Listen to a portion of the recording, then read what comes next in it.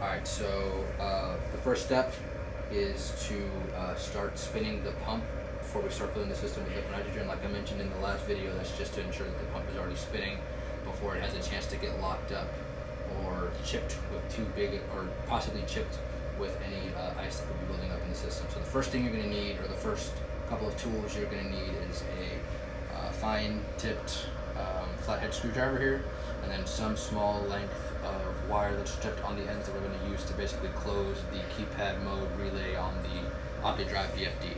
So the very first thing that needs to happen is you need to open up the Sterling control box in here. Be mindful that this is a high voltage system and you need to be very careful. When you're doing this, you should always have another partner inside the lab, preferably. Actually, it should always be 2 graduate students at the very least when you're doing operations of this sort. So you open up the Sterling control box.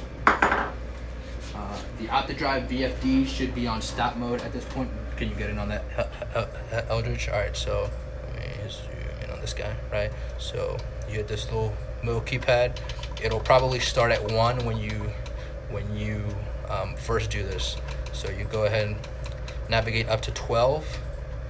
And when it's on 0, it should be on 0 when it's in automatic PID mode here, which is the nominal mode.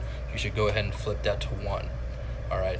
This ensures that when you turn this off and we go ahead and close the relay here between these 2 terminals, that is already set into keypad mode. So when you're in automatic PID mode, which is 0, you can always go from 0 to 1 without needing to open the relay back up. But when you have closed the relay and you're trying to come back, you cannot do that until you're back into the open relay mode. And I'll explain a little bit more about what that means in a second. But essentially, go back through this. You hit this diamond button here in the middle, navigate to P12, and make sure it's on 1. And then the next thing you do is go ahead and just turn the power to the Sterling control box off.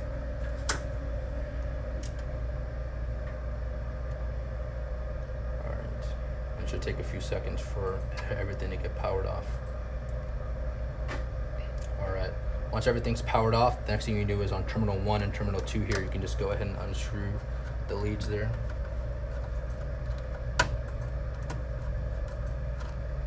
Just go ahead and extract these 2.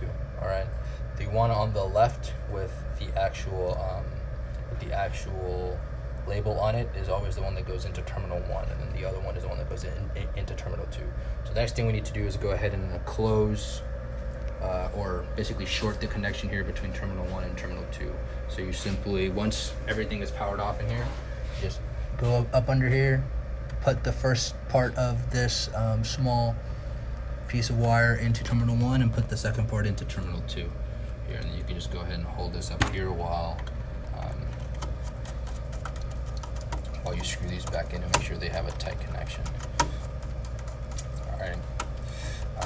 The very next thing to do is essentially making sure that nothing is touching or that nothing has really shifted out of place. So just go ahead and turn the Sterling control box back on. So one thing that will happen is that these relays right here will close.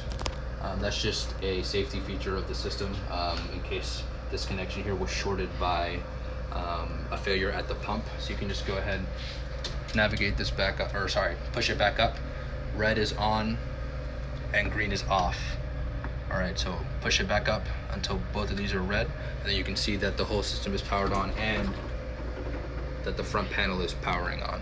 Essentially, that those relay switches, they're close, and they don't provide power here to the LED touchscreen monitor on the front. So next thing you want to do is hit the diamond once again, navigate back up to 12, and ensure that this thing is at 1. All right. Okay. Then you go ahead and just hit the diamond back until you're at stop. The very next thing is to hit this green button here, which is, well, now at this point you're basically already in keypad mode. So you have full control of the pump here via the OptiDrive E2. So you can hit the green on button here. That should navigate you to this H, which basically is the speed of the pump in hertz. And you can just go ahead and increase this until you're at about 25 hertz.